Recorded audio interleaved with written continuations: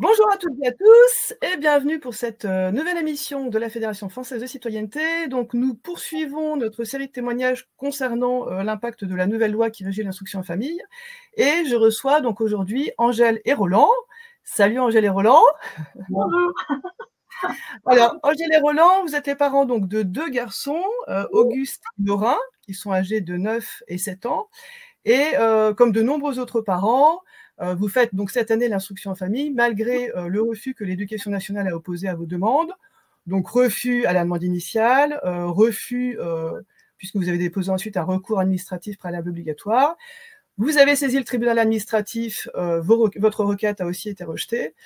Voilà, et évidemment, comme beaucoup d'autres parents, donc vous vous opposez évidemment à cette loi qui régit l'instruction en famille, et puis vous gardez vos enfants à la maison, donc vous gardez vos garçons en instruction en famille, malgré donc tous ces refus que vous a opposés l'Éducation nationale. Alors, avant de vous donner la parole, quelques mots sur cette nouvelle loi qui retire à tous les parents le droit de choisir donc l'instruction à donner à leurs enfants. Donc, il s'agit de l'article 49 de la loi du 24 août 2021 qui s'appelle donc loi confortant le respect des principes de la République. Et donc cet article 49 fait passer donc l'instruction en famille d'un régime déclaratif à un régime d'autorisation. C'est-à-dire qu'avant, on pouvait faire l'instruction en famille sans avoir d'autorisation à demander à qui que ce soit. Il suffisait simplement de faire une déclaration. Aujourd'hui, donc, il faut faire une demande d'autorisation, ce qu'on a été un certain nombre, évidemment, à faire cette année, puisque j'en fais aussi partie. Et donc, demande d'autorisation, qui est donc soumise à une autorisation des services de l'Éducation nationale. Voilà. Alors, ce qui pose un certain nombre de problèmes, c'est qu'on a appris en particulier, mais c'est pas le tout, on va en parler. On a appris le 18 septembre 2024, donc de la bouche de la DGESCO, donc la directrice générale de l'enseignement scolaire, qui s'appelle Caroline Pascal, que finalement, loin de lutter contre le séparatisme islamiste, qui était ce prétexte qui était donné pour voter cette loi, finalement, l'objectif donc de cet article 49 était simplement de faire une purge de l'instruction en famille, donc de passer de 72 000 enfants instruits en famille à 35 000. Voilà, donc voilà où nous en sommes aujourd'hui. Donc nous sommes de nombreuses familles à nous opposer évidemment à tout cela, à garder nos enfants à la maison malgré tous ces refus qui nous tombent dessus. Et voilà, donc je vais vous donner la parole. Je vais d'abord vous demander de vous présenter, de nous indiquer votre parcours en matière d'IUF, et puis évidemment nous expliquer la situation qui est la vôtre en ce moment. Eh bien, je m'appelle Roland, je suis donc l'époux d'Angèle et le papa d'Auguste et de Laurent. Et nous faisons donc l'école à la maison, l'instruction en famille depuis toujours, depuis la naissance des enfants, puisque c'est un choix que nous avions fait déjà bien avant la pseudo-conception des enfants. Et on a décidé que ce serait comme ça parce qu'on trouvait que comme on avait la disponibilité et le pouvoir de le faire, on s'est dit voilà, pourquoi pas. C'est autre chose et c'est peut-être une alternative à tous les soucis ou pseudo-soucis, si on peut appeler ça comme ça, à ce qu'on rencontre aujourd'hui dans le monde moderne de l'éducation. Voilà. Voilà. Donc, du côté pratique, c'est moi qui m'occupe de l'instruction scolaire, on va dire. On a la chance que Roland nous ait fait une salle de classe que vous voyez partie. On a voulu bien scinder dès le départ. Quand on a commencé en 2018, on a fait l'école et pour bien scinder la vie de famille et l'instruction. Voilà, ça permet de respecter bien le rythme qu'on a imposé dès le départ pour les enfants et de respecter leur rythme à eux, puisqu'on fait l'école le matin et l'après-midi est libre et souvent plus axé sur des instructions plus techniques avec le papa. Tout ce qui est cuisine, nature, machinerie. Voilà, en fait, bien sûr, tout ce qui concerne les extérieurs, l'école à la vie, des choses qu'on n'aborde pas systématiquement dans le cursus scolaire habituel. Et on trouvait que c'était important puisqu'on habite dans un milieu rural et qu'on apporte beaucoup d'importance à tout ce qui nous entoure et tout simplement les traditions, les us et coutumes. Et je crois que c'est important aussi d'éveiller les enfants à ces paramètres-là. Voilà. Après, notre rythme, donc nous, on travaille toute l'année. Toute l'année, tous les matins.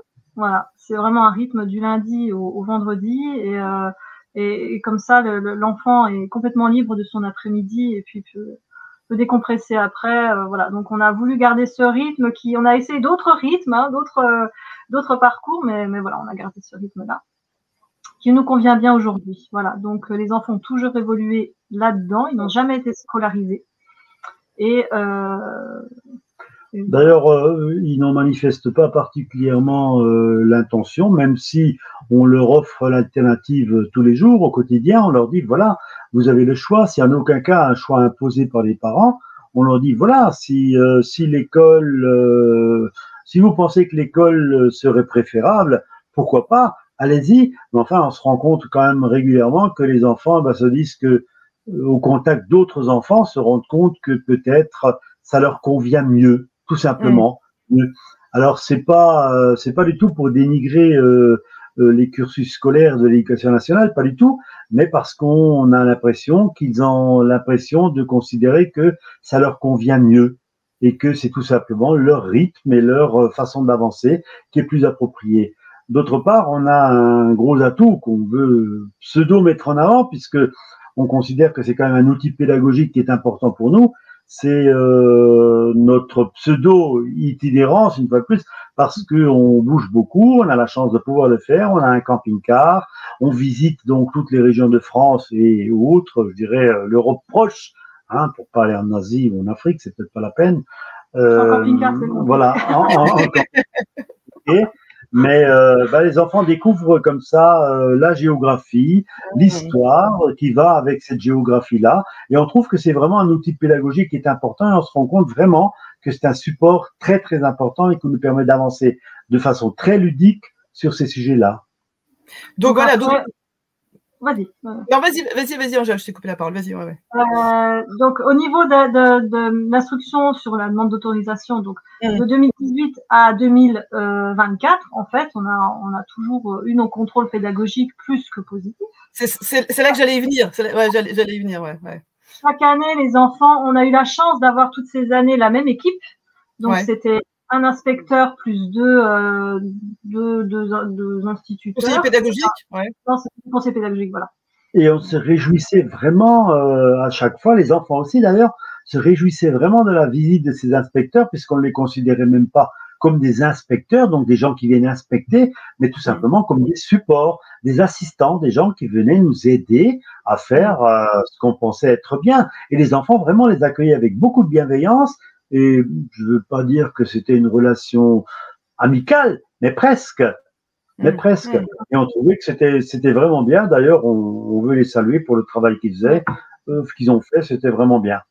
Donc, on a eu notre dernier contrôle là en janvier, puisqu'en fait, de 2021 à 2024, on était en plein droit, puisque Monsieur Macron nous avait donné la fleur de ne pas demander l'autorisation pendant 2 ans.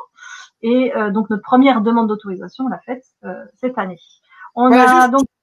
Je précise juste qu'effectivement, le plein droit, c'était pour les gens qui étaient déjà en instruction en famille au moment du vote de la loi. Donc, effectivement, pour les gens qui étaient déjà en IEF au moment du vote de la loi, ils ont donc donné ces 2 ans de plein droit. Et donc, les gens comme toi, comme moi, qui étaient déjà en instruction en famille avant, on a dû faire cette demande d'autorisation là, pour la rentrée 2024, quoi.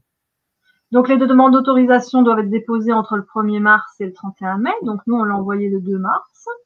On a pas attendu. On s'est dit comme ça, c'est fait. On fait le plus tôt possible. Donc, moi, j'avais préparé en amont le dossier pédagogique dès le mois de décembre, puisqu'on a demandé pour motif 4. Donc, pour motif situation propre à l'enfant. Puisque l'état de santé, il n'y a pas. Il n'y a pas d'études de sport ou de musique. Et l'itinérance, certes, on est itinérant dans le cadre de l'école, mais c'est pas une itinérance professionnelle.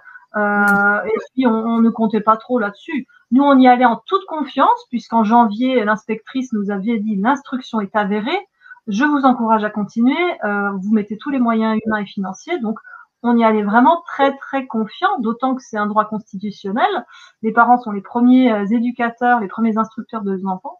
Donc, franchement, on a déposé le dossier en toute confiance. On n'avait vraiment pas de peur.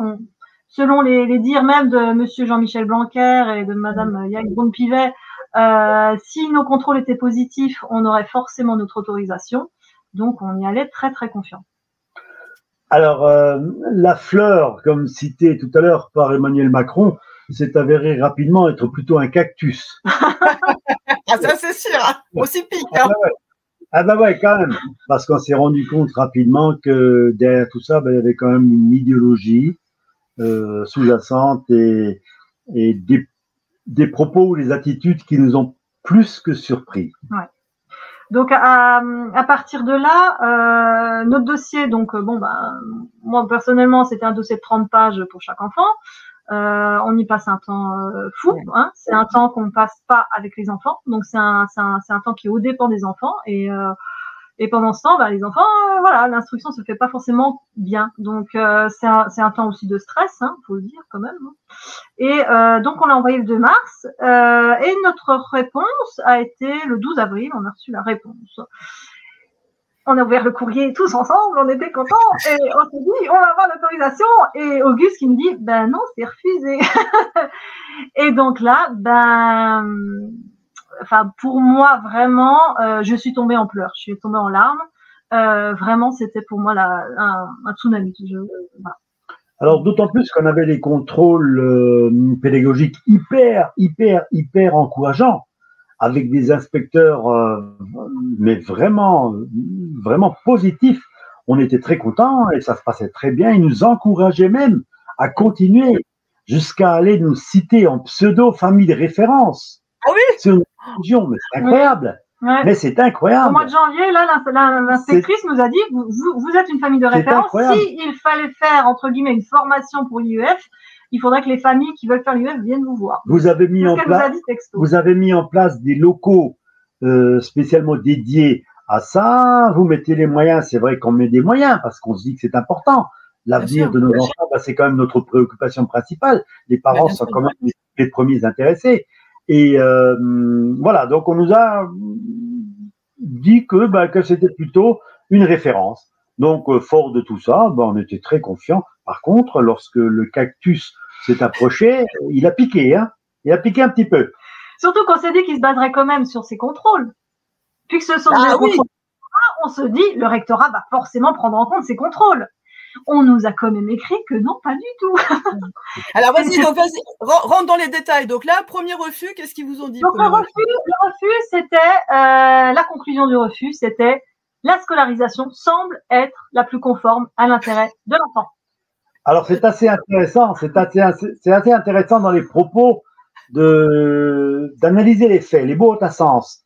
Semble être. Alors, c'est vraiment le verbe, c'est vraiment le verbe. Voilà le propos. Semble être. Alors, je ne sais pas comment est-ce qu'on peut se baser sur des décisions lorsque ça semble être. Parce que sembler, ça veut dire qu'il y a donc d'autres alternatives éventuellement, puisque ça paraît, ça semble seulement être.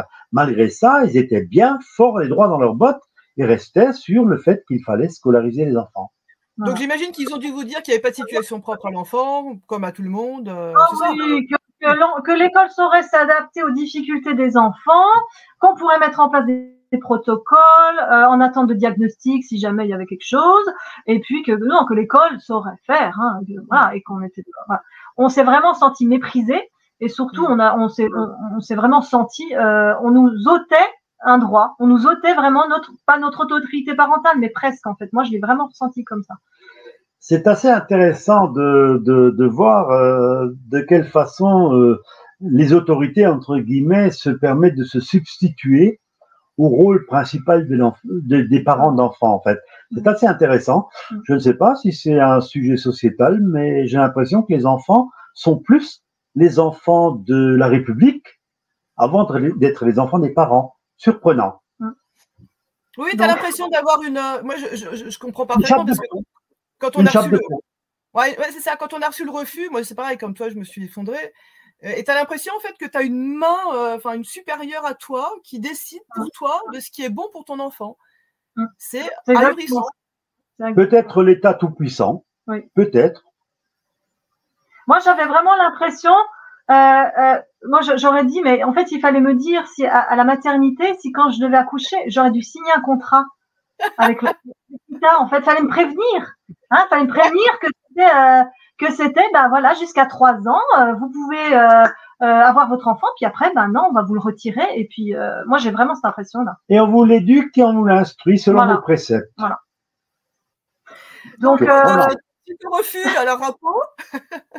Alors, rapport, bien sûr. Rapport, dans les 15 jours, même 2-3 jours après, on a envoyé.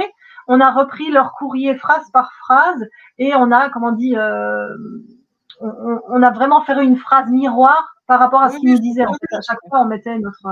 Alors, il serait peut-être intéressant pour les gens qui nous écoutent de repréciser ce que c'est que le rapport, en fait. Hein. Oui, tout à fait.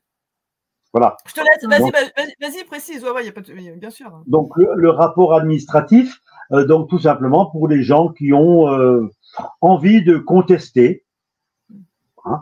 Donc, il faut qu'on fasse un rapport, mais qui finalement, dans l'absolu, c'est qu'une mascarade. Oui. C'est un millefeuille supplémentaire aux solutions administratives qu'on connaît aujourd'hui. Voilà, tout simplement. Le refus du rapport était aussi lunaire que le refus initial, en fait. Hein. Même davantage. Le courrier était complètement à côté de la plaque. Hein. C'était. Ouais. En fait, ils n'ont pas lu notre courrier, j'ai l'impression. C'était vraiment ça. Après, ce sont de simples copier-coller.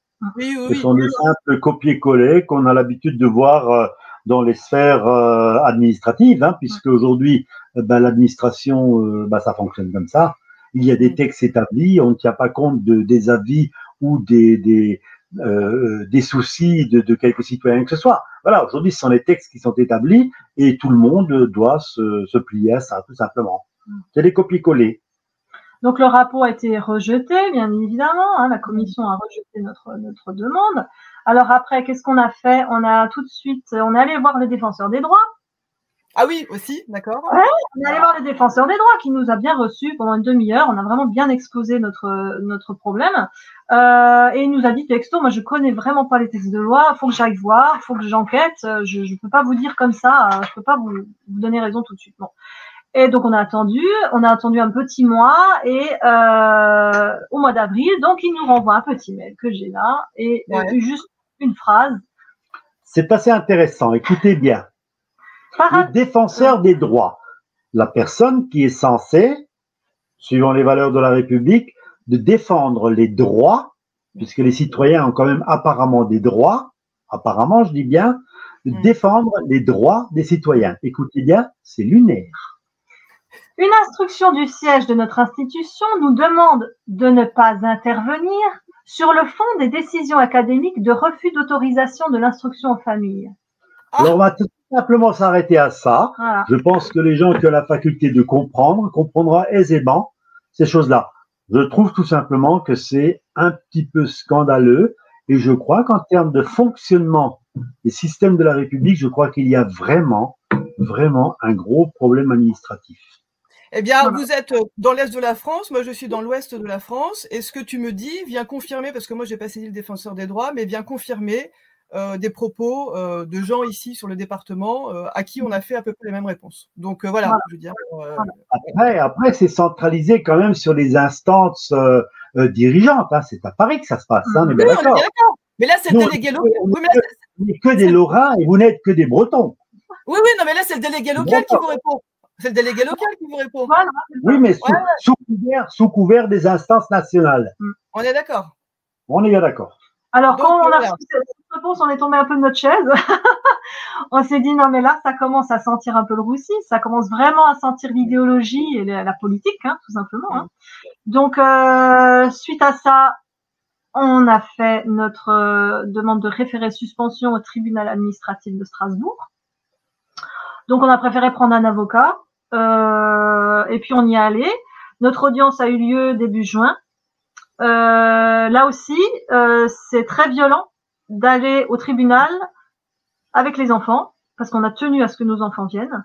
Et c'est très violent de se retrouver en salle d'audience devant un juge pour quelque chose on n'a rien fait de mal. Je veux dire, voilà, c'est très violent. Les enfants ont eu beaucoup de mal à vivre ce moment. En fait, c'était vraiment très compliqué pour eux.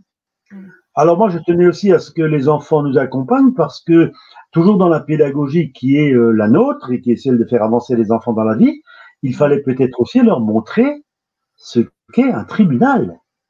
Il y a des lois et des règles que nous tenons à respecter et nous tenons également à ce que nos enfants les respectent puisque dans un état de droit, il faut fonctionner comme ça. Malheureusement, ils nous ont pas reflété, lorsqu'ils sont arrivés à la maison, une image très positive de l'effet que ça leur avait fait. Alors, ce ne sont que des enfants. Mais souvent, on dit la parole des enfants, c'est la parole sacrée. La vérité sort de la bouche des enfants. Interrogation. Donc, cette audience, un représentant du rectorat était là. Il nous a même pas dit bonjour, il n'a même pas regardé les enfants. Il a bien sûr fait son plaidoyer entre guillemets et il a quand même eu l'outrecuidance de parler de filles. Alors que nous avons deux garçons. Eh oui. Alors qu'ils étaient présents. Alors là aussi, dans l'absolu, j'ai l'impression que les dossiers ne sont que parcourus et encore, dans l'absolu, au mieux. Parce que Auguste et Lorrain, à mon humble avis, ce ne sont pas des prénoms très féminins. Alors que la personne qui défendait le rectorat parlait effectivement de deux filles. Voilà. Alors je m'interroge un petit peu sur la pertinence de l'analyse qu'ils font des dossiers. J'ai plutôt l'impression que c'est des choses qui sont ficelées d'avance. Ça m'interpelle. Oui, on a vraiment cette impression. Le juge a repris le représentant du rectorat en disant mais non, les enfants sont là, ce sont des garçons, je vous le rassure. Et sortant de cette audience, avec cette erreur du représentant du rectorat, on s'est dit, on avait un peu espoir en se disant, voilà, bon, alors, non. Référé rejeté. Donc, on a continué, et puis on a déclaré vouloir poursuivre la requête. Donc, on attend, en ce moment, le jugement au fond qui n'est toujours pas intervenu à l'heure actuelle. Voilà. Alors, juste le référé, donc bon, on rentre peut-être un petit peu dans les détails, mais ça va parler aux gens qui sont arrivés jusque-là, ou pas d'ailleurs, parce qu'il y a des gens qui se sont arrêtés et puis qui ont gardé leurs enfants d'instruction en famille sans saisir le tribunal administratif, peu importe. Mais donc, ils ont rejeté votre référé suspension sur la base de quoi? Qu'il n'y avait pas de doute sérieux sur la légalité de la décision contestée. Voilà, puis qu'à partir de là, il n'y avait pas d'urgence, donc tout va bien, madame la marquise. Exactement. Voilà. Alors, j'ai aussi simplement l'impression qu'à partir du moment où il y a une décision, quelle qu'elle soit, qui tombe, toutes les autres après tombent de la même façon. Voilà, parce que il y a au-dessus de ça une idéologie qui donne une idée directive, et cette directive-là respectée par tous, et on va jusqu'au bout. Voilà. Et on cherche pas à prendre des analyses extérieures, c'est pas important. On a une directive, cette directive-là, elle est ce qu'elle est, et puis on l'applique jusqu'à la fin. Voilà. Malheureusement, je me rends compte que les enfants, sont pas tous les uns comme les autres, et qu'il faut peut-être aussi tenir compte de situations particulières. Après, ce qu'on dit souvent aussi, c'est que tous les enfants ne sont pas faits pour l'école, et que c'est aussi la diversité française, et c'est la chance en France, c'est qu'on puisse faire l'école à la maison, qu'on peut faire, mais en Allemagne, on peut pas le faire, par exemple. Donc, c'est une chance de se dire, chaque enfant peut trouver à droit à l'instruction dont il a, c'est un droit de l'enfant, et de se dire qu'en France, on peut le faire. Maintenant, c'est compliqué avec cette demande d'autorisation, mais c'est quand même une chance. C'est aussi ce qu'on rappelle à tous nos députés, c'est que c'est une diversité française. Tous les enfants ne sont pas faits pour aller à l'école. Tout le monde ne s'adapte pas au milieu scolaire. Tout le monde ne s'adapte pas à la compétition. Il y a nombre de personnalités qui ont fait l'école à la maison.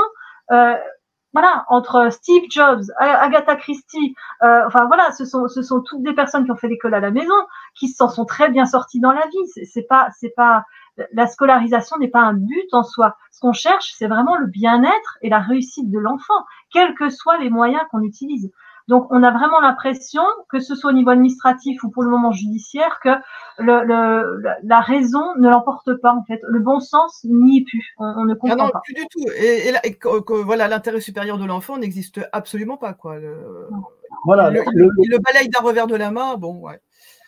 Le problème, effectivement, c'est que sous couvert de pseudo, une fois de plus, idéologie, j'ai l'impression que l'intérêt principal de l'enfant est totalement balayé. Voilà. Aujourd'hui, il y a une règle qui dit que le format est ce qu'il est, il faut rentrer dans ce format, sinon ça ne fonctionnera pas, et nous ne sommes pas d'accord avec nous. Ce matin, il y a quelques heures, je discutais avec une dame, puisque j'étais dans un garage pour faire un petit travail sur ma voiture, voilà, et je discutais avec une dame qui rencontre effectivement des problèmes avec le maître d'école, avec son enfant qui est un petit peu, il n'est pas du tout handicapé, contrairement à ce qu'on essaye de leur faire croire.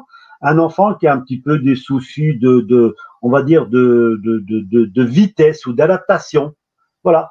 Et puis, l'éducation nationale ne veut absolument pas s'embêter avec cet enfant-là et propose déjà des solutions de tri. Donc déjà, cet enfant-là, on veut le mettre dans des sections spécialisées. Voilà. Donc c'est tout simplement scandaleux. On enlève à cet enfant les chances de s'intégrer à une société normale. Donc on le met déjà sous la casquette de l'handicapé. Vous vous rendez compte? C'est un scandale, cette stigmatisation. Il a quel âge cet enfant? Alors que s'ils étaient instruits en famille, peut-être que les parents auraient trouvé la solution pour amener cet enfant-là vers un rythme beaucoup plus adapté. Je comprends également qu'une classe de 30 ou 35 élèves devant une maîtresse un petit peu désorientée ou un maître un petit peu désorienté, ce soit difficile. Je le comprends et je compatis à la difficulté qu'ils ont à exercer leur métier. Mais malgré ça, je trouve quand même que des exemples comme ça, c'est scandaleux. Cet enfant-là qu'on classe déjà ou qu'on préclasse tout du moins dans une section sans aucune chance finalement, dans notre monde d'aujourd'hui, sans aucune chance, il est condamné, cet enfant-là. Je trouve ça tout simplement scandaleux. Voilà. L'instruction en famille, vous savez, c'est quand même quelque chose où on se dit que les enfants, alors on ne veut pas se substituer bien sûr aux solutions qui existent pour les enfants qui ont des pathologies avérées, mais on se dit quand même que quelquefois, ça pourrait un petit peu assister, un petit peu aider des enfants qui sont peut-être dans des situations qui mériteraient d'être un petit peu plus soutenus, tout simplement. Alors justement, tu parlais des députés parce que on va venir à ma deuxième question. Je sais parce que tu me l'as dit que vous avez rencontré ou tu as rencontré, je ne sais pas si vous avez rencontré ces un certain nombre de députés et que vous avez écrit aussi à tous les députés, ça c'est vraiment intéressant. Vous avez donc envoyé un courrier à tous les députés de la commission éducation de l'Assemblée nationale pour les alerter sur les dérives de l'application, on va dire, de cet article 49 de la loi qui régit, qui modifie l'instruction en famille. Donc, j'aimerais savoir, je ne sais plus combien ils sont dans cette commission, ils sont 70 à peu près, je crois. 74. Ouais. Alors, combien t'ont répondu? Qu'est-ce qu'ils t'ont répondu? Est-ce que certains t'ont répondu? Déjà, on va faire le point sur ce courrier que vous avez envoyé, ensuite sur les échanges que vous avez eus avec les députés locaux, quoi. Oui, alors une fois de plus, c'est plutôt lunaire. Ouais. C'est lunaire, on a eu un seul retour. Un seul. Bon, mais que rien. On a eu un seul. Alors dans l'absolu, c'était assez presque folklorique parce qu'on s'est bien rendu compte que c'était de la mascarade. De la mascarade. Ces gens-là sont des politiques.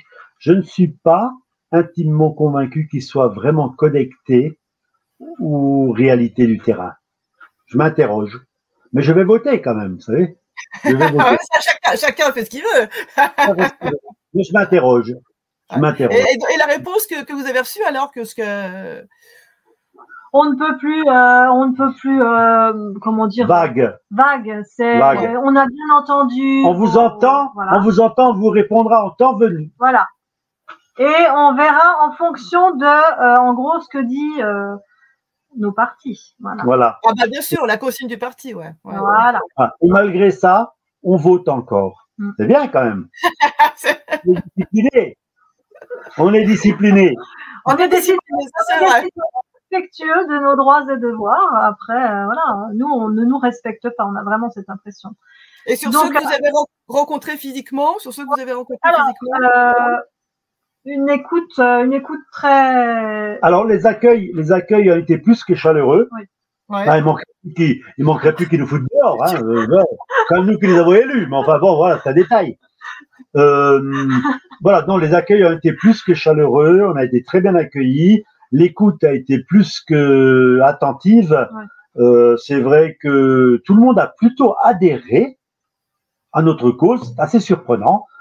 Aucune contestation, aucun propos dans le style oui, mais vous savez, la loi c'est la loi. Non, non, on n'a pas du tout entendu ça. Au contraire, tout le monde a été assez conciliant. C'est dit que finalement c'est vrai. Vous supportez à la place de la société les frais de scolarité de vos enfants. Pas négligeable quand même. Pas négligeable quand même. Quand on sait ce que coûte un enfant entre 3 et 16 ans, à la collectivité, c'est impressionnant. Bien sûr. Lorsqu'on sait que les parents qui instruisent leurs enfants à domicile, finalement, c'est eux qui payent. Bien sûr. Plutôt que l'État. Et l'État, c'est tout le monde, c'est la collectivité. Donc non. En ce qui concerne les députés, on s'est quand même rendu compte que ces gens-là étaient très attentifs et qu'ils étaient finalement adhérents à nos causes.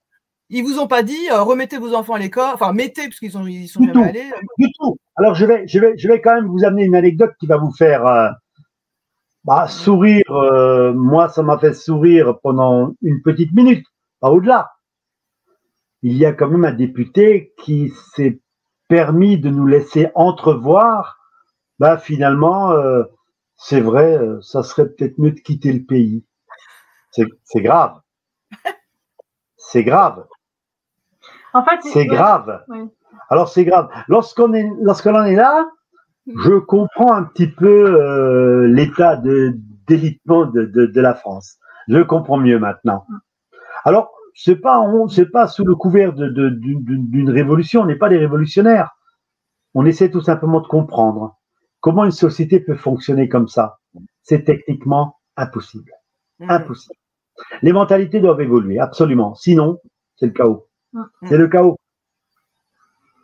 Et alors, vas-y, Angèle, donc au niveau des députés, ils ont un des députés qu'on a vu donc a déposé une question à la ministre de l'Éducation nationale et qui n'a toujours pas de réponse, bien sûr. Mais maintenant, au jour d'aujourd'hui, je crois qu'ils sont une bonne quinzaine ou une bonne dizaine à avoir déposé une question à Madame la ministre concernant la problématique IEF.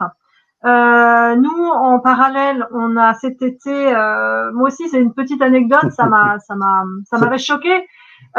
C'est presque drôle. Oui, je discutais comme ça avec des dames à la bibliothèque et je parlais de nos soucis et puis de nos questionnements. Est-ce qu'on devait partir? Est-ce qu'on devait s'expatrier? Est-ce qu'on devait, comment on allait voir l'avenir? Et je me souviens très bien, une dame me dit, mais si vous pensez que la France n'est plus le pays de la liberté, quittez la France. Ça m'a fait une boule au ventre et le soir même, j'ai écrit d'un jet la lettre à Monsieur Macron. Je lui ai écrit une lettre. Ah oui, t'as écrit à Emmanuel Macron, ouais. J'arrive même plus à dire son nom. Oui, je lui ai écrit en recommandé avec accusé de réception, donc il a bien reçu ma lettre, mais je n'ai toujours pas de réponse.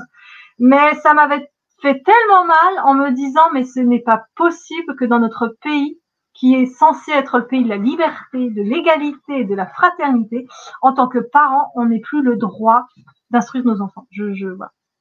Alors pour quelqu'un qui se dit être le président de tous les Français, je me permets d'émettre un doute, sans vouloir faire de politique politicienne. Voilà.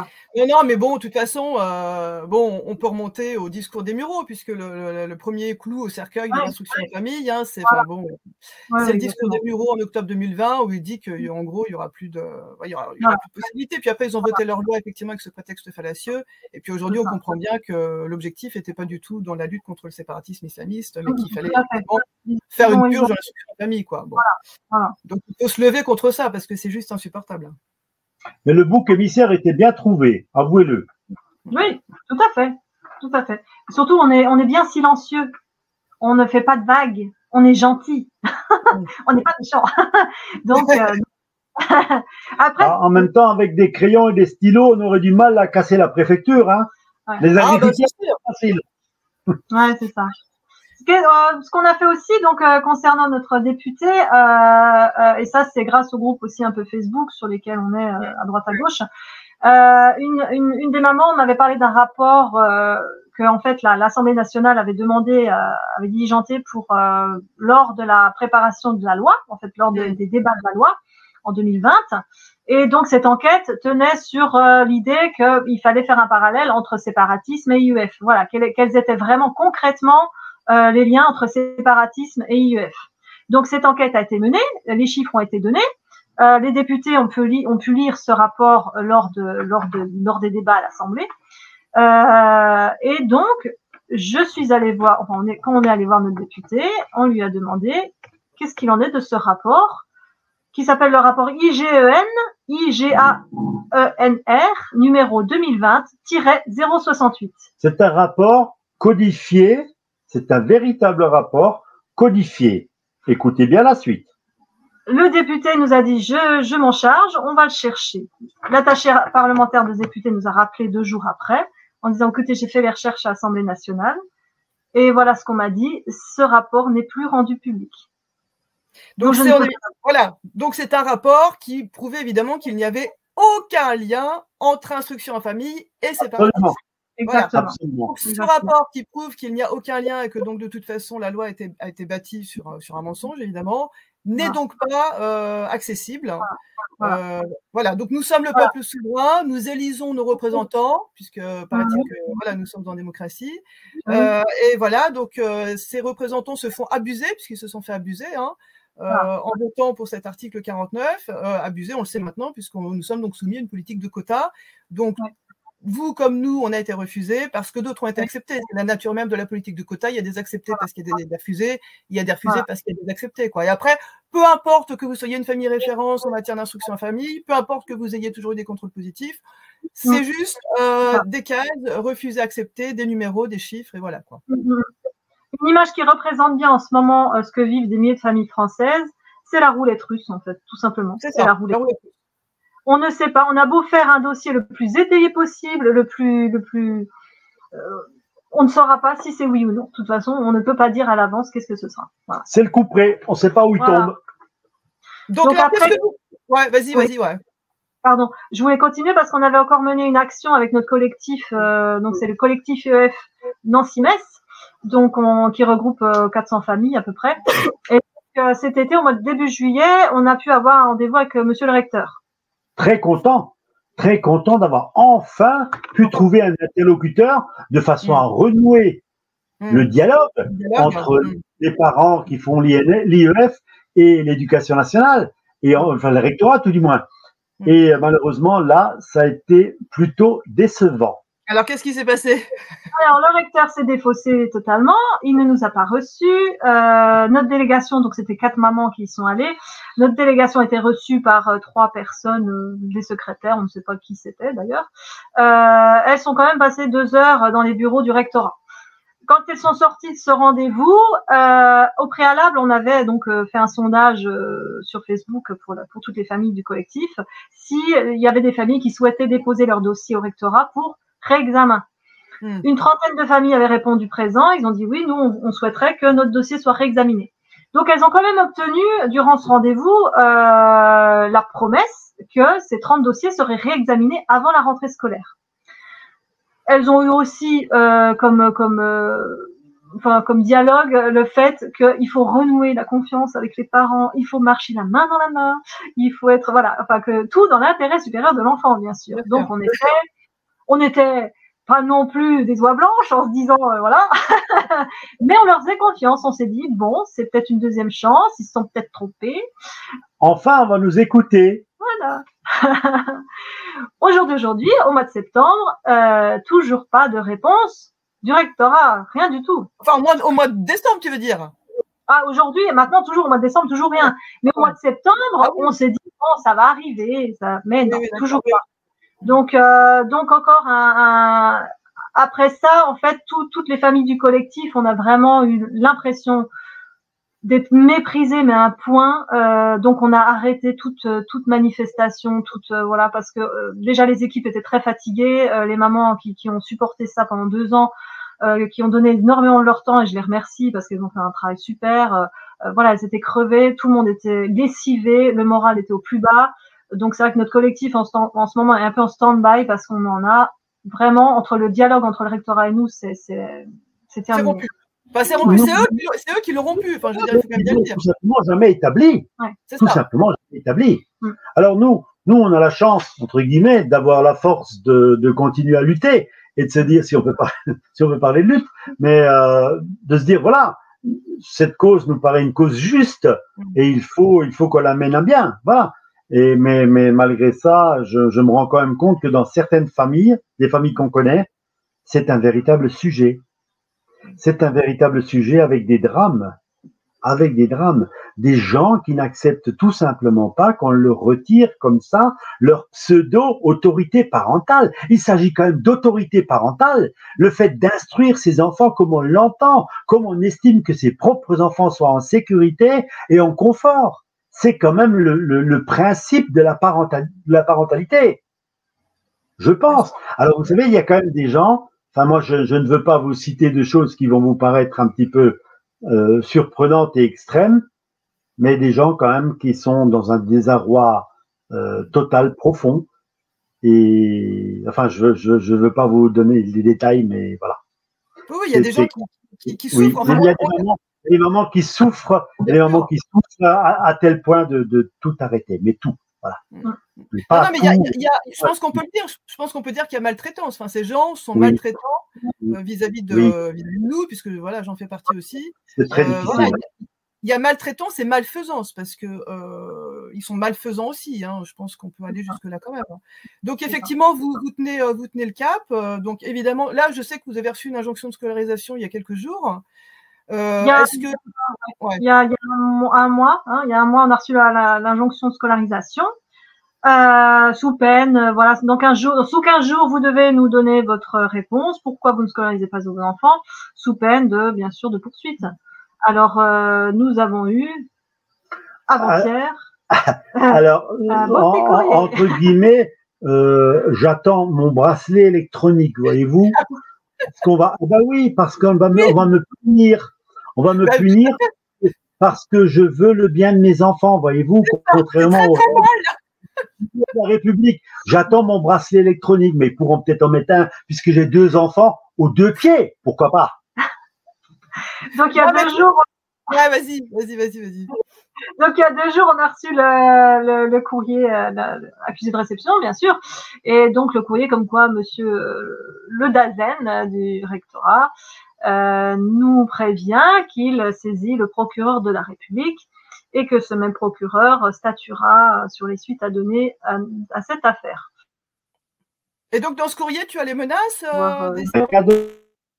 chez les gendarmes. Et puis, on s'attend peut-être à avoir une enquête sociale dans les mois qui suivent. Voilà. Une petite IP, comme ils appellent ça. Une information préoccupante. Voilà. On ira peut-être faire un stage de parentalité. Probablement. On aura peut-être une amende. Voilà. Et au pire des cas, on ira au tribunal et voilà. Ils nous mettront un bracelet. Voilà. J'espère qu'ils vont pas me mettre un bracelet pour les 2 jambes. Ça sera gênant pour marcher. Oui. Donc, faut-il le rappeler, nous sommes menacés, puisque c'est ce que portent les courriers. Nous sommes donc menacés de 7 500 € d'amende et de 6 mois d'emprisonnement. Je veux dire, ça relève même du pénal aujourd'hui de vouloir instruire ses enfants.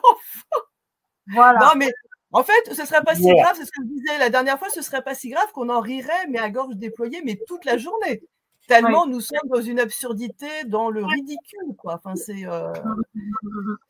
Alors après, nous, on a fait un communiqué citoyen. Ça, c'était donc vraiment après le refus du rapport, donc plutôt au mois de mai-juin. On a fait un communiqué citoyen qu'on avait envoyé à tous les médias, donc à tous les médias nationaux, BFM TV, CNews, Le Figaro, Le Monde, enfin voilà, à tous les médias. Ouais. Et des réponses? Lettre morte. Zéro. Aucun média ne nous a répondu. Je les ai. Moi, même sur Facebook, certains journalistes, je leur envoie des messages. Rien, absolument rien. Ce n'est pas un sujet. Et on a bien vu certaines interventions de certains journalistes à la télé quand certains chroniqueurs mettaient ça sur le tapis. Ça n'est pas un sujet. Ça n'est pas un sujet. Et de toute façon, ceux qui font l'école à la maison, ce sont des enfants qui sont désocialisés, qui ne sont pas socialisés. Qu'est-ce qu'ils font de la sociabilisation de ces enfants? Et voilà. Donc, en fait, ce sont que des cas sociaux.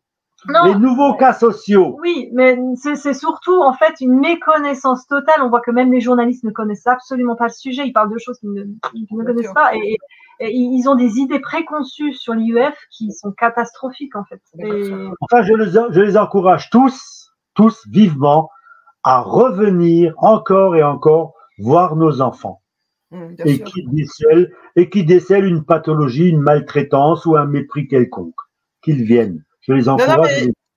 Il y a pas eu beaucoup d'études qui ont été faites sur l'instruction en famille, mais il y en a quand même eu quelques-unes hein, qui disent, mais alors évidemment, tout l'inverse de cette légende urbaine concernant la sociabilisation. Donc moi, ça me fait bien marrer parce qu'on a le recteur de l'académie ici qui est sociologue de métier hein, et qui vient utiliser cette légende urbaine pour venir évidemment nous descendre. D'accord, mais il faudrait encore avoir des cartes en main, quoi. Il faudrait effectivement avoir des cartes scientifiques qui prouvent que les enfants qui font instruction en famille ont un problème de sociabilisation. Et les quelques études qui ont été faites prouvent tout le contraire, qu'au contraire, la sociabilisation est déjà là, mais qu'en plus, elle est de meilleure qualité. Donc, voilà. Qui nous avance les études scientifiques je veux dire. Par contre, nous, ce qu'on a, c'est qu'on a au moins 72 000 dossiers de réussite, puisque donc tu l'as dit, vous avez eu toujours des contrôles positifs, mais c'est 98,7% de contrôles positifs, instruction en famille. Hein. Donc tous ces gens comme toi, comme nous, qui avons déposé des dossiers, tous ces dossiers, ce sont des dossiers de réussite, de parents qui font l'instruction en famille et qui réussissent. Donc à quel moment l'éducation nationale va se rendre compte que il faudrait qu'on travaille main dans la main. À côté de ça, on a le ministre à la réussite scolaire qui dit qu'on vit un effondrement au niveau en termes de niveau scolaire. Donc on va pas chercher. Ce qui est surtout inentendable aujourd'hui pour nous, c'est de se dire, on a vraiment ce discours latent de l'administration qui nous dit, il n'y a que nous, administration, qui puissions instruire vos enfants. Il n'y a que nous qui avons le savoir, il n'y a que nous qui savons faire. Alors qu'on voit bien avec les résultats PISA, on voit bien avec tous les résultats des études dernièrement sur la chute libre du niveau, mais c'est quand même catastrophique et très inquiétant. On peut se dire, mais on a envie d'autre chose pour nos enfants. Et souvent, l'alternative à l'école publique, nous, on est dans un milieu rural où les premières écoles privées sont à plus d'1 heure de route. Donc, la seule alternative à l'école publique, qui ne nous convient pas forcément, quand on voit les programmes, quand on voit les niveaux qui baissent, la seule alternative, c'est l'instruction en famille. Alors, ces propos-là ne sont pas non plus des propos condamnant l'éducation nationale. L'éducation nationale font ce qu'ils peuvent avec les moyens qu'ils ont. S'ils sont bercés d'idéologie, c'est pas notre souci. C'est pas notre souci. L'éducation qu'ils donnent à nos enfants, ou tout du moins aux enfants, elle est ce qu'elle est. Mais on veut pas non plus se substituer à l'éducation nationale. Tout simplement, nous pensons, nous, en tant que parents responsables, être plus à même aujourd'hui d'instruire nos enfants que l'éducation nationale. Lorsqu'on voit les résultats, que je ne condamne pas, ils ont les moyens qu'ils ont. Ils font avec ce qu'ils ont. Soit, on en prend acte. Mais nous avons une autre solution et que nous tenons tout simplement à défendre. C'est tout. Et qui est, à mon avis, respectable. On ne demande qu'une seule chose, c'est d'être respecté. C'est tout. Surtout qu'on ne fait pas ça en sous-marin, on n'est pas dans l'illégalité, on a des contrôles chaque année, on a des contrôles de la mairie tous les 2 ans. Une fois que ces contrôles sont passés, on est même prêt à avoir 2 contrôles par an. Donc ça ne nous dérangerait pas d'avoir un contrôle au début d'année scolaire et un contrôle à la fin d'année scolaire. Ça nous dérangerait absolument pas. Au contraire, on serait encore peut-être plus encadré, voilà, mais en soi, ça nous dérangerait pas. Mais pourquoi ils sont allés faire une loi qui nous prive de notre droit constitutionnel? C'est franchement scandaleux et moi, je n'ai même plus de mots pour dire la situation dans laquelle on est, quoi. C'est aberrant.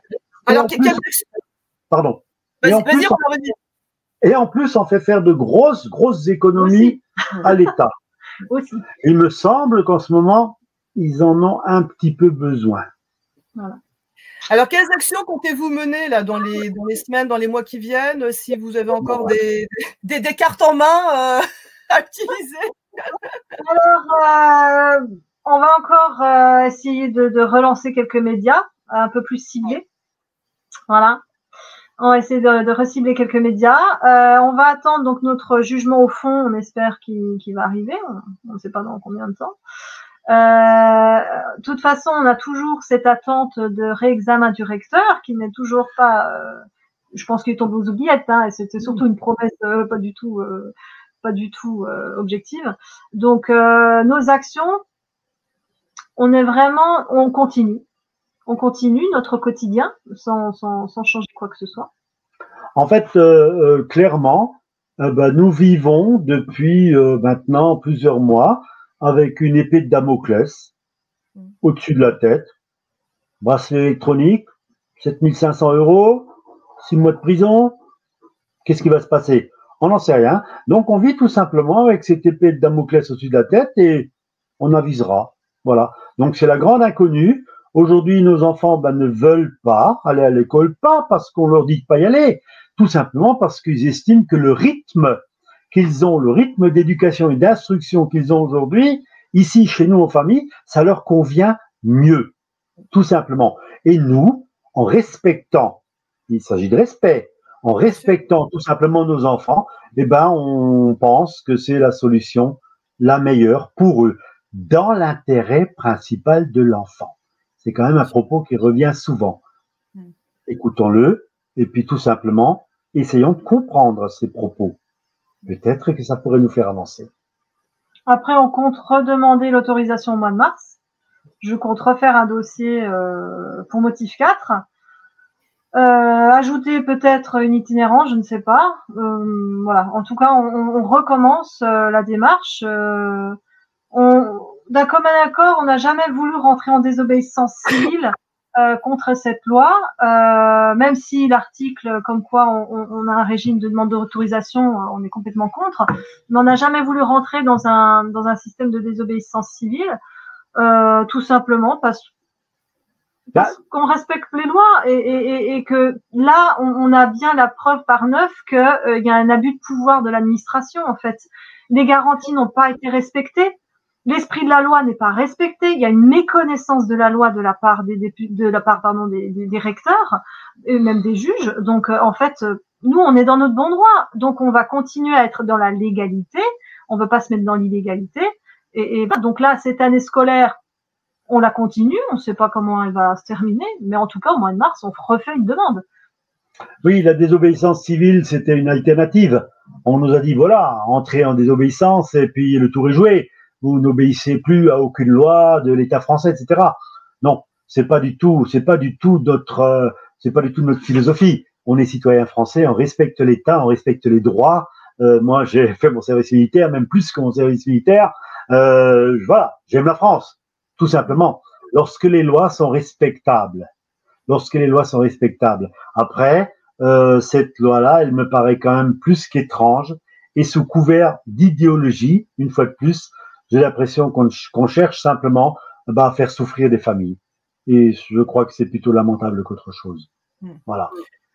Ouais, et puis pour revenir, on peut conclure là-dessus, mais c'est vrai que pour revenir à la fameuse audition du 18 septembre de Caroline Pascal, qui rend en fait d'une certaine façon la loi caduque, parce qu'on se rend compte que le véhicule législatif, donc cette loi qui était censée être une loi de lutte contre le séparatisme islamiste, n'a évidemment rien à voir avec les objectifs finalement qu'elle a annoncé le 18 septembre de purge de l'instruction en famille. Donc là, il y a de toute façon quelque chose qui va pas, quoi, entre la loi que les représentants de la nation ont votée et ce qu'on apprend aujourd'hui d'un objectif de simplement passer du chiffre de 72 000 à 35 000, le puzzle ne s'assemble plus. Donc moi j'aime bien dire que j'estime pas du tout être désobéissante. En fait, c'est eux qui ont rompu. Voilà, les députés ont été abusés. Aujourd'hui, on sait que c'est une politique de quotas. Ça n'a plus rien à voir avec la façon dont on nous a vendu la chose, en nous donnant toutes les garanties. C'est ce que tu disais au début. Voilà, tout ça, c'est évidemment du pipeau. Et voilà, donc on est ailleurs, en fait, en réalité, sur le plan législatif.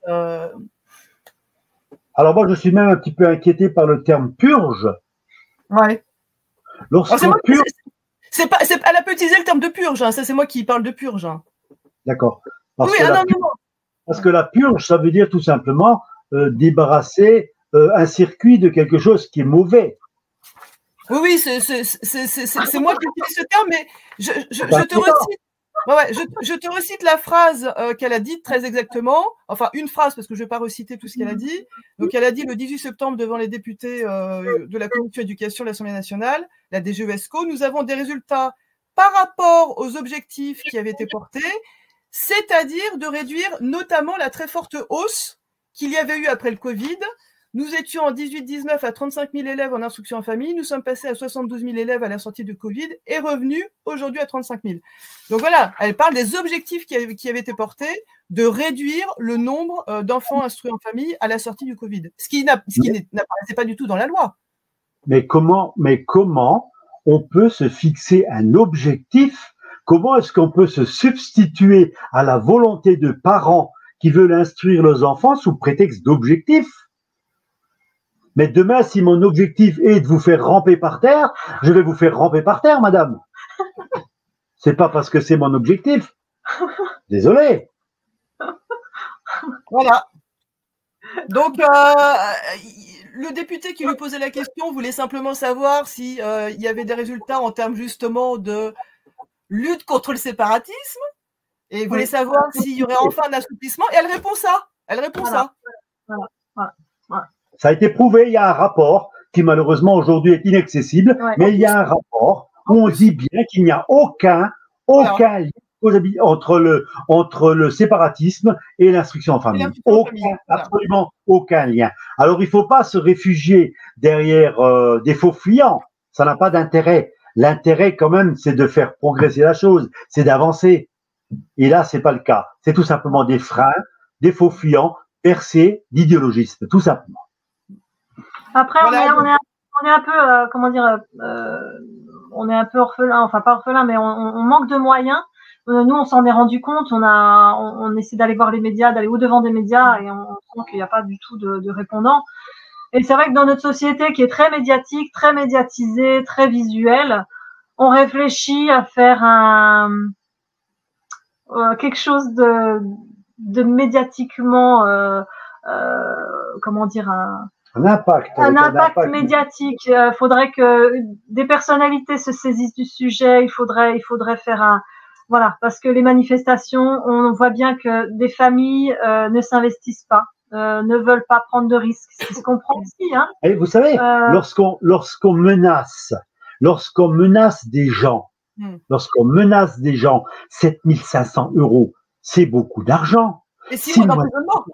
6 mois d'emprisonnement, c'est pas marrant, même avec un bracelet électronique, c'est pas trop marrant. Non. Et qu'on les menace aussi de leur couper leurs allocations familiales. Alors bien sûr, c'est les droits sociaux, mais dans certains cas, les allocations familiales servent aussi à rembourser un crédit ou à payer un loyer d'un habitat. C'est important. Les gens ont peur de ça. Alors ces chantages-là, je peux vous dire qu'il a aussi des résultats. Donc certaines familles rescolarisent, mais pas par choix. La mort dans l'âme. La mort dans l'âme. Et par obligation. Voilà. Ça s'appelle tout simplement du chantage.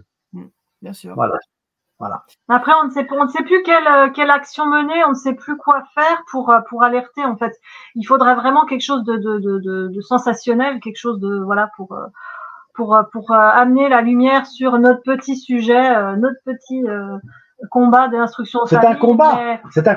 C'est le pot de fer contre le pot de terre. Mais pour l'instant, le pot de terre n'est pas encore cassé. Voilà. Oui, puis bon, le pot de fer peut devenir le pot de terre, et le pot de terre peut devenir le pot de fer. Hein. Également. Parce que là, on est discriminé quand même. Hein. Parce qu'avec ce qu'elle a dit, on est discriminé. Donc en fait, on pourrait aller jusqu'à porter plainte pour discrimination quand même. Hein. Je pense que ça peut se faire, que ça peut s'envisager. Donc voilà, pour l'instant, on en est à. Après, vous savez, on n'est pas forcément des procéduriers. Bah non, mais bon. On veut tout simplement qu'on nous écoute et qu'on nous entende. Tout simplement. Qu'on nous entende, qu'on nous écoute et qu'on essaie un tout petit peu de réfléchir au pourquoi. Pourquoi on fait ça? Pourquoi on fait toutes ces démarches? C'est tout simplement ça. C'est pas dans un autre intérêt, pas du tout. L'idéologie, c'est franchement pas notre truc. Non. Là, on a quand même un sérieux doute sur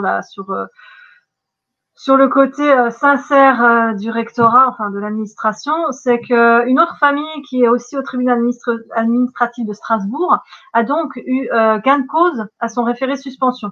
Donc le juge des référés a estimé que leur requête était recevable, et donc ils sont abondés dans leur sens.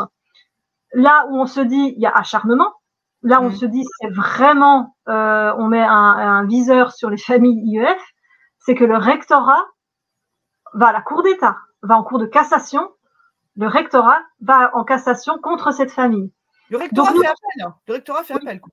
Oui, donc nous on se dit, quoi qu'il se passe, que nous gagnions au référé ou que nous ne gagnions pas, c'est dramatique, puisque si on gagne pas, le rectorat a gain de cause, donc on est dans l'illégalité et on est en désobéissance civile officielle. Si on gagne, c'est le rectorat qui nous poursuivra. Donc nous, on se pose la question, si on ne gagne pas, est-ce qu'on fait appel et qu'on va en cassation? Le problème de faire appel et d'aller en cassation à Paris, ça coûte de l'argent. Et là, ils savent bien qu'on n'a pas des chaussettes en or et que voilà. Ils savent bien aussi mettre la pression financière sur les familles. C'est quand même lamentable. Donc dans les deux cas, on ne sait pas. Est-ce qu'on va aller en cassation? Il faudrait faire jurisprudence. Il faudrait que certaines familles puissent faire jurisprudence et aller jusqu'à la cassation. Est-ce que nous, on devra y aller? L'avenir nous le dira. Ça reste le Conseil d'État, quoi. Hein, donc bon. Ouais. Non, mais j'appelle quand même l'administration à la raison. J'appelle l'administration à la raison. Est-ce qu'il est vraiment aujourd'hui indispensable d'engorger encore davantage les tribunaux, les administrations compétentes pour des sujets qui sont des sujets pourtant faciles à comprendre et qui sont quand même pas, voilà, qui sont de bon sens, c'est pas compliqué si seulement on écoutait. Si seulement on écoutait et on essayait de comprendre et d'analyser de façon objective. Ça serait tellement simple. Ça ferait économiser beaucoup d'argent, beaucoup de mal, beaucoup de soucis et ça serait beaucoup plus simple pour tout le monde, croyez-moi. Alors bien sûr, vous allez dire, on défend notre casse-croûte. Oui, on le défend quelque part, mais réfléchissez. Je crois quand même que c'est pas si idiot que ça. Je ne pense pas. On a vraiment l'impression d'avoir en face de nous un mur froid et impersonnel, en fait. Dans toutes les réponses qu'ils nous ont données, même notre réponse à la mise en demeure, où vraiment la dernière phrase, on faisait appel, on nommait nommément le DAZEN en disant, mais monsieur, regardez ce que vous avez fait et prenez vos responsabilités, puis surtout, on en appelle à votre humanité, à votre bon sens. Pourquoi vous vous acharnez dans une décision qui n'a ni queue ni tête, mis à part le fait de respecter une loi qui est idéologique à notre sens. Mais ils ne respectent même pas la loi, puisque en réalité, ils nous ont donné toutes les garanties, donc ils ne la respectent même pas. L'esprit de la loi n'est pas respecté en plus. Enfin, c'est ça qui est fou, quoi. C'est ce qu'on appelle l'idéologie à l'état pur. L'idéologie à l'état pur. Par contre, ce qui est plus désastreux, c'est que quelquefois, ça risque d'avoir des conséquences graves. Vous savez, tout à l'heure, je voulais pas évoquer le sujet de cette maman qui nous interpellait à Nancy l'autre jour en nous disant que voilà, elle, c'était le combat de sa vie. Elle ne veut pas mettre ses enfants en danger. C'est son point de vue propre. Moi, j'estime que les enfants ne sont pas tant en danger que ça à l'école d'aujourd'hui. Elle vaut ce qu'elle vaut. Mais voilà, il y en a d'autres. On peut l'interpréter comme ça. Mais cette maman-là me disait tout simplement, vous savez, moi, je ne veux pas. Je suis une maman responsable. Mon enfant, j'en ai pas 50. C'est le combat de ma vie. Je veux pouvoir en jouir pleinement et je veux lui donner toutes les possibilités pour avancer dans la vie. Je ne veux pas la faire entrer dans ce système. Eh bien, moi, écoutez bien ce que je vais vous dire, c'est très grave. Moi, je suis jusqu'à prête à m'immoler par le feu devant l'académie. Madame, vous entendez ça? Est-ce qu'on peut entendre ça? Est-ce qu'on peut entendre ça? Les journalistes et les gens de l'extérieur ne comprennent pas à quel point ça heurte et à quel point ça nous prend aux tripes.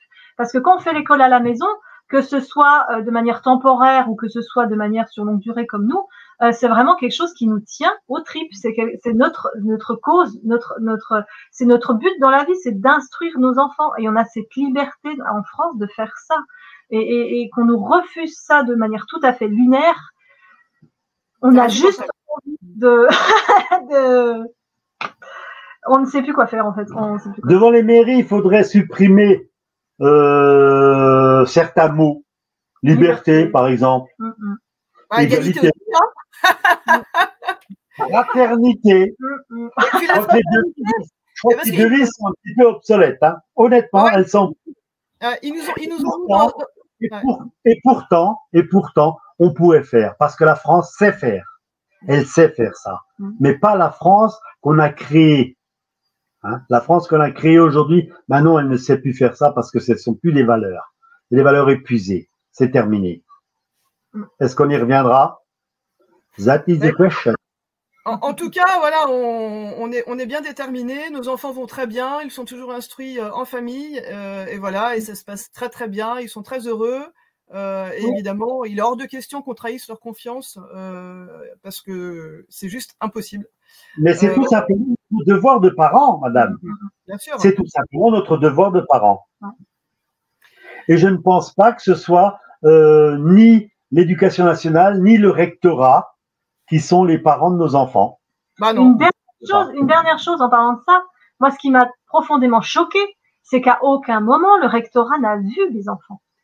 À Bien aucun sûr. moment, ils n'ont parlé à aucun moment, ils n'ont parlé aux enfants. C'est quand même. D'autant qu'ils peuvent le faire. Hein. Ah oui, ils prennent des décisions pour des enfants qu'ils ne connaissent pas. Ah ben non, puisque pour eux, ce sont deux filles, oui. Auguste et Laura. C'est vrai. Bon, bah, en tout cas, alors, ils ont des lunettes avec lesquelles ils ne voient pas bien, mais après, la théorie du genre, peut-être, peut faire confondre les garçons et filles. C'est possible. La théorie du genre n'existe pas. Ah, n'existe pas. Excusez-moi. On ne sait plus, ça n'existe pas. Excusez-moi. Non, mais c'est bien que tu le rappelles, Angèle, parce que c'est prévu dans la loi. D'ailleurs, on leur a écrit. Ils pouvaient tout à fait rencontrer les enfants. Et moi, j'ai aucun exemple de famille qui m'a dit ils ont demandé à rencontrer mon ou mes enfants.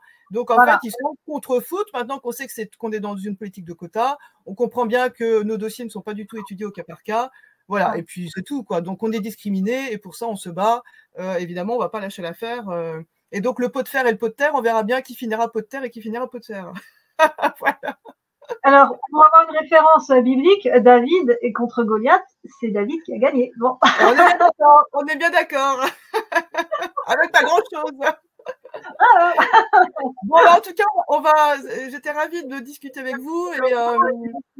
Et puis, on espère que notre témoignage aidera plusieurs familles. Nous, c'est vrai que servira tout simplement à éveiller des consciences et à ce que les gens prennent conscience que lorsqu'on traite des gens ou qu'on les fait passer pour des séparatistes, finalement, c'est peut-être pas tout à fait vrai.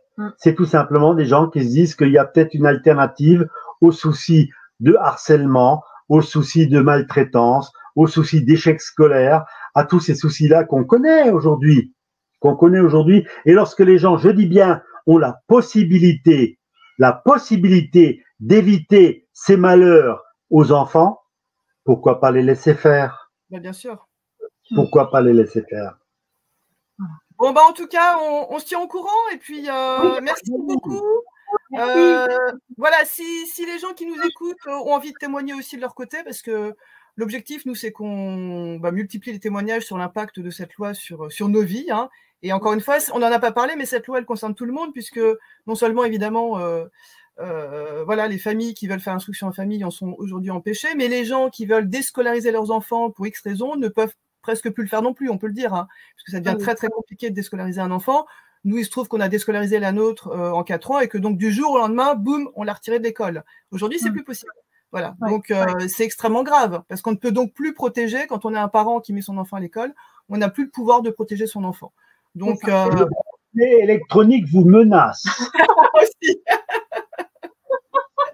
Bon, en tout cas, même avec des bracelets électroniques, on sera là. Et je vous salue très fort. Salut chez vous.